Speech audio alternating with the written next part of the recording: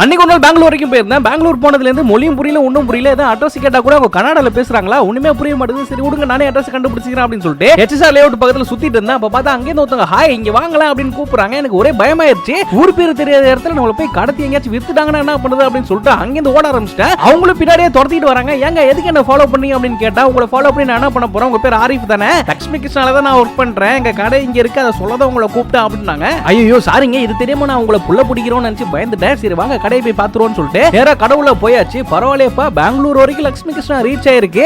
அங்க எனக்கு பிடிச்ச இந்த ஃபேஸ் மாஸ்க் ஒன்று வச்சிருந்தாங்க. ஏங்க இந்த மாஸ்க் எனக்கு போட்டு விடுறீங்களா அப்படின்னு கேட்டா உட்காருங்க நான் போட்டு விடுறேன் அப்படின்னு சொல்லிட்டு அந்த மாஸ்க் எடுத்து நேரா நம்ம மூஞ்சில வந்து போட்டு விட்டாங்க. ஊர் ஃபுல்லா அலைஞ்சு திரிஞ்சு டயர்டா இருந்ததுக்கு கொஞ்ச நேரம் அந்த மாஸ்கை போட்டு அங்கேயே ரெஸ்ட் எடுத்ததுக்கு அப்புறமா மாஸ்க் கழட்டினோன்னு செம்ம ஃப்ரெஷ்ஷா இருந்துச்சு ஃபேஸ். பெங்களூர்ல மட்டும் இல்லங்க ஓசூர்லயும் உங்களுக்கு கடை இருக்கா. என்னோட ஃபேவரட்டான ஹேர் ஆயிலும் வெயிட் லாஸ் பவுடரும் வாங்கிட்டு நான் அங்கேருந்து கிளம்பிட்டேன். நீங்களும் நேச்சுரல் ப்ராடக்ட்ஸ் யூஸ் பண்ணணும்னு நினைச்சீங்கன்னா லட்சுமி கிருஷ்ணாக்கு வந்துருங்க.